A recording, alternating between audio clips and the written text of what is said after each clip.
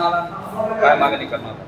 आमची मागणी काही नाही. आता जे स्ट्रॉंग रूममध्ये पेट्या आहेत, आज काउंटिंग होणार होती. आता 17 दिवस अजून परत लांबलेले आहे. 21 तारीख आहे. तोपर्यंत आम्ही इथं पहारा द्यायला आलेलो आहोत. सकाळी हातपाय तोंड न धुता, फ्रेश न होता, नाश्ता पाणी न करता इथं आलो आहे. आणि आता आम्हाला मागणी आम्ही हे करणार आहोत की आम्ही इथं 24 तास राहण्यासाठी आम्ही इथं सोय करावी, याच्यासाठी मागणी करणार आहोत. पोलिसाचा बंदोबस्त काल बी पोलिसाचा बंदोबस्त होता, कुठेही पोलिसाचा बंदोबस्त असते असं नाही आहे. पण आम्हाला सुद्धा भरोसा पाहिजे. या शासनावर आम्हाला भरोसा नाही आहे.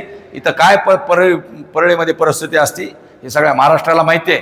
आणि आम्हाला कुणावर आता भरोसा ठेवायची जरूरत नाही. आमच्या जनतेनं जे मतदान केलं आहे त्याचं रक्षण आम्हाला करायचं आहे. आम्हाला शासनानं किती पोलीस बंदोबस्त नाही, SRP कुणी बी लावलं तरी आम्हाला याच्यावर भरोसा नाही आहे. कारण आम्हाला इथं प्रत्यक्षात लक्ष द्यायचं आहे.